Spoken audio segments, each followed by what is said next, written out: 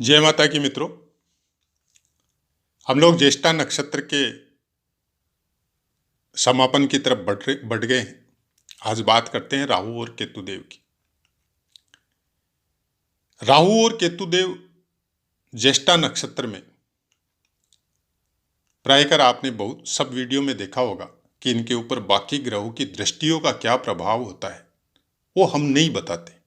उसका कारण केवल इतना ही है, चूंकि हमारा फर्स्ट पार्ट केवल पुस्तक के ऊपर निर्भर रहता है और सेकंड पार्ट में हम अलग बात करते हैं, चाहे वो अभ्यास स्वरूप हो, चाहे गुरुजनों के मुखार बिंद से जो गुरु समकक्ष जो इंसान है, जो ज्ञान रखते हैं इस चीज का, उनसे जो सुना उसके अनुसार हो वो चर्चा करते हैं। पुस्तक में राहु और केतु के ऊपर बाकी ग्रहों की दृष्टियों की कोई विवेचना नहीं की गई है, इसलिए हम बताते भी नहीं। हालांकि दूसरी पुस्तकों में हो सकती है, लेकिन ये पुस्तक हमको कुछ ज्यादा सही लगी, कुछ प्रिडिक्शन के नजदीक लगी, इसलिए इस पुस्तक के बारे में आपको ज्यादा डिटेल में बता रहे हैं। बाकी बहुत सी पुस्तकें हैं नक्षत्रों के ऊपर, हालांकि कम है। ग्रह और बाकी चीजों के ऊपर बहुत ज्यादा है, भाव ग्रह, लेकिन नक्षत्रों के विषय में थोड़ी कम मिलेगी आपको। लेकिन फिर भी पढ़नी चाहिए, क्योंकि बहुत सी नई चीजों का पता चलता है। नक्षत्रों का प्रिडिक्शन जब तक नहीं करेंगे ना, उनको समझेंगे नहीं, तब तक प्रिडिक्शन के नजदीक पहुंचना बहुत मुश्किल है। एक नक्षत्र में 4 चरण होते हैं जो अलग अलग ग्रह से कनेक्टेड होते हैं। एक नक्षत्र का स्वामित्व अलग होता है, अलग ग्रह के पास होता है, और जिस राशि में वो प्लेस होता है, जिस राशि में उसको स्थान दिया गया है, उस राशि का स्वामित्व दूसरे के पास होता है।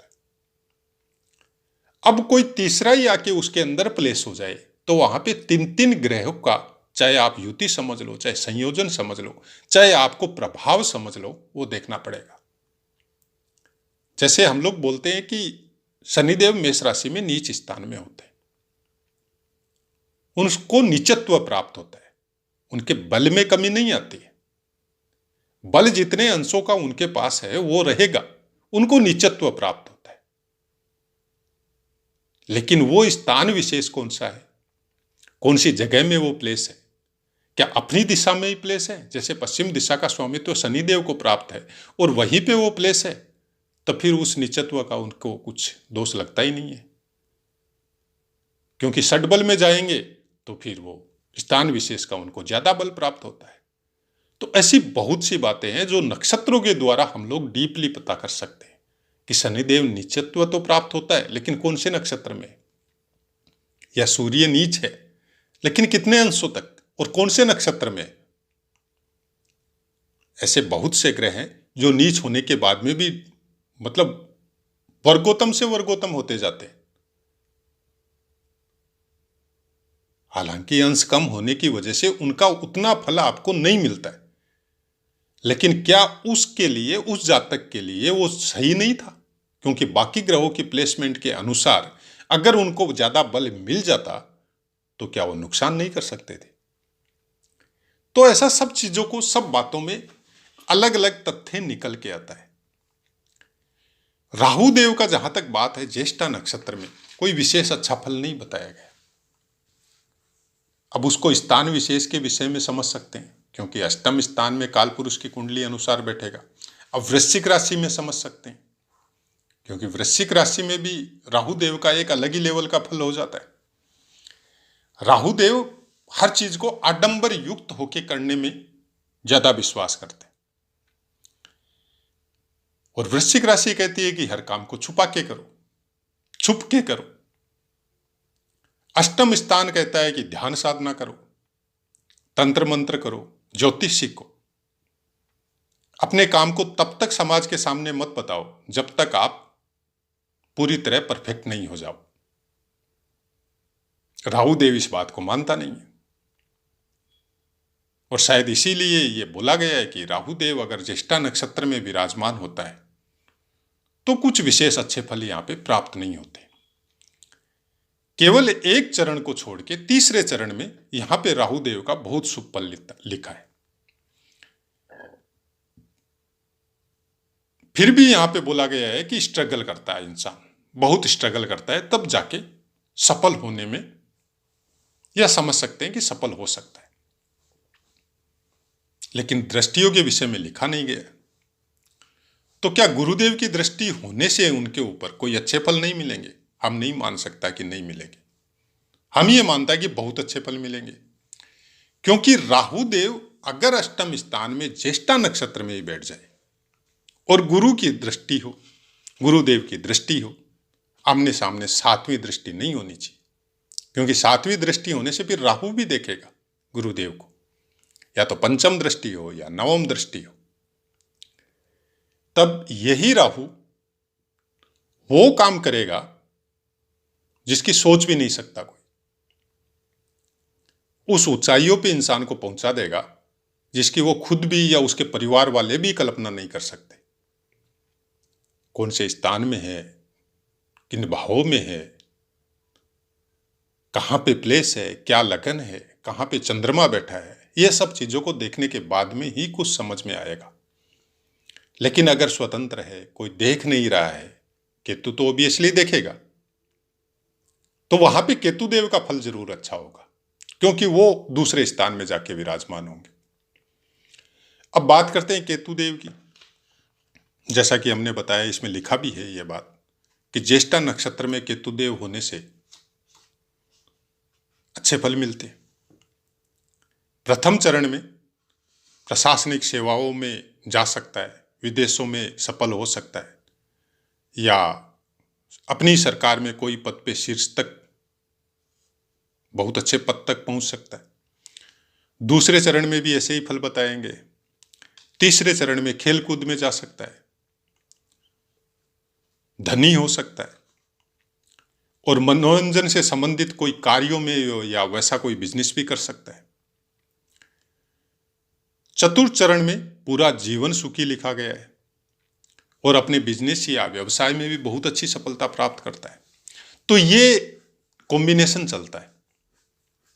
राहु केतु के विषय में जब भी आप फलों का अध्ययन करते हैं तो आप ये देखते हैं कि एक जगह में जहां पे राहु देव का फल अच्छा बताया गया वहां पे केतु देव का खराब लिखा गया, और जहां पे केतु देव का अच्छा बता दिया जाता है वहां पे राहु देव का कुछ अच्छा नहीं बताया जाता। क्या दोनों अच्छे हो सकते हैं? हो सकते हैं, दोनों ही अच्छे हो सकते हैं। ये एक टाइम पीरियड के हिसाब से होता है कि दोनों के ऊपर कौन से ग्रहों के साथ युति है, कौन से ग्रहों की दृष्टियां हैं, और आपके जीवन का कौन सा समय चल रहा है जब इनमें से किसी की महादशा आ रही है। स्थान विशेष और उम्र विशेष का विशेष महत्व होता है। अब बचपन चल रहा है और केतुदेव की महादशा आ गई, बहुत स्ट्रगल देता है, चोट चपेट भी दे सकता है, फोड़ा फुंसी भी दे सकता है, लेकिन उससे ज्यादा नहीं देता है। क्योंकि केतु को जब हम लोग समझते हैं तो ये समझते हैं कि बिना सिर वाला धड़, जिसको मस्तिष्क नहीं है, वो जो अपने हृदय से काम लेता है। बच्चा क्या करता है? बच्चे को केतु के साथ तुलना की जाती है।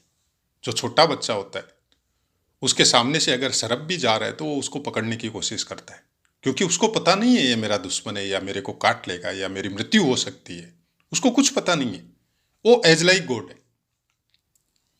जैसे भगवान की सब तरफ समदृष्टि होती है, तो वैसे ही बच्चे की होती है। बच्चे को भगवान का रूप माना जाता है, और केतु देव का भी विषय में बहुत सी बातें ऐसी ही बताई जाती। लेकिन राहु क्या है? माया है। जितना भी आज के भौतिक युग में जितने भी मनोवांछित सुख के साधन, मनोवांछित मतलब आपकी मन की इच्छा के अनुसार सुख के साधन, क्योंकि सुख आपका भौतिक शरीर नहीं भोगता है। भौतिक शरीर को हो सकता है उस चीज की जरूरत ही नहीं हो, सुख आपका मन भोगता है। मन में इच्छा हुई कि आज किसी होटल में जाके अच्छे से खाना खाए, भौतिक शरीर की इच्छा नहीं है, यह आपके मन की इच्छा है। और मन की इच्छा पूर्ण करने के लिए आपको एक स्वस्थ शरीर चाहिए। वो स्वस्थ शरीर अगर आपके पास है और उसके साथ धन की भी कमी नहीं है, तो मन की इच्छाएं पूर्ण करने में लगा रहता है। केतु बलवान है तो नहीं लगेगा, राहु बलवान है तो लगेगा। जिन्होंने केतु को बलवान कर लिया, बलवान कैसे होगा केतु? अब धार्मिक पुस्तकें पढ़िए, अब हो सकता है आप ये बोले कि क्यों पढ़े, क्या जरूरत है? कोई जरूरत नहीं है। हमने बोला कि अगर केतु को बलवान करना है तो धार्मिक पुस्तकें पढ़िए, ज्योतिष पढ़िए, सबके तरफ समभाव या समान दृष्टि रखिए, और जो कुछ भी अच्छा कर सकते हैं वो करने का कोशिश कीजिए। कुछ समय मिलता है तो ध्यान में बिताइए, मुद्रा लगाइए जो आपको अच्छी लगती है, आसन लगाइए जो आपको अच्छा लगता है, जिसमें आप सहज होके बैठ सकते हैं। उसके बाद में देखिए आप केतुदेव का चमत्कार। हो सकता है आप धनी नहीं हो सकता है आपकी प्रोग्रेस नहीं हो सकता है आपकी लाइफ में स्ट्रगल नहीं हो सकता है स्ट्रगल करने लायक शरीर नहीं हो, लेकिन केतुदेव एक्टिव होता है तो मन की शांति जरूर मिलती है। फिर हम लोग एक पर्टिकुलर वे में स्ट्रगल करते हैं कि जितनी जरूरत है उतना हो गया, अब ज्यादा कामना की इच्छा नहीं है। ज्यादा कामना की इच्छा क्या होती है? जैसे ही केतुदेव एक्टिव हो गया, आप धार्मिक पुस्तकें पढ़ेंगे, धार्मिक रहेंगे, भगवान या अपने धर्म के प्रति आस्था रखेंगे, ध्यान साधना में समय बिताएंगे, तंत्र मंत्र में भी समय बिता सकते हैं, लेकिन वो छुपा हुआ रहेगा। आप किसी के सामने प्रदर्शन नहीं करेंगे। लेकिन अगर राहु एक्टिव है तो आप हर चीज का प्रदर्शन करेंगे, हर चीज को दिखाएंगे, और उससे आप बहुत बड़ी बुलंदी जो इस समाज के नाम के अनुसार चाहिए वैसी आपको मिल सकती है, जो आजकल सोशल मीडिया में मिलती। लेकिन आपको अंदर की शांति मिलेगी ये जरूरी नहीं है। नाम मिल जाएगा, फेम मिल जाएगा, पैसा मिल जाएगा, धन मिल जाएगा, पारिवारिक सुख समृद्धि मिल जाएगी, लेकिन आपके अपने आप को एक्चुअल प्यार करते हैं या आप उससे सुखी है इंटरनली, वो मिलने की कोई शर्त नहीं है। यह शर्त केतु देता है। हो सकता है नाम नहीं हो सकता है फेम नहीं हो सकता है धन नहीं हो सकता है बहुत बड़ा घर या गाड़ी बंगला नौकर चाकर नहीं हो, लेकिन जितने भी आपके आसपास होंगे, चाहे परिवार स्वरूप भगवान ने दिए हो, चाहे आपके दोस्तों के रूप में भगवान ने दिए हो, वो बड़े अच्छे मिलेंगे। आपकी ट्यूनिंग आपके परिवार के साथ, आपके अपनों के साथ बहुत अच्छी रहेगी। आप उनके लिए सब कुछ देने के लिए तैयार है तो वो भी आपके लिए सब कुछ लुटाने के लिए तैयार मिलेंगे। हर दुख तकलीफ में आपके साथ खड़े मिलेंगे। ये केतुदेव की महानता है। लेकिन वर्तमान समय है, समय विशेष और परिस्थिति, स्थान, आचरण, व्यवहार, संस्कार, बहुत कुछ डिपेंड करता है जन्म पत्रिका अध्ययन करते समय। लेकिन बहुत सी चीजें डिपेंड उस पर भी करती है, जैसे कि गीता में बोला गया है भगवान कृष्ण के द्वारा कि प्रारब्ध के भोग अपनी जगह है और आपके वर्तमान कर्म एक डिफरेंट लेवल पे है। वो भी बहुत कुछ मैटर करता है आपको आपकी जन्मपत्री के भोगों को प्राप्त करवाने में, और ये चीज ज्योतिष बताती। किसी आदत को चेंज करने के लिए जब बोला जाता है कि आप अपनी आदत को थोड़ा सा इस तरह से चेंज कीजिए, ये ज्योतिष का ही मैटर है।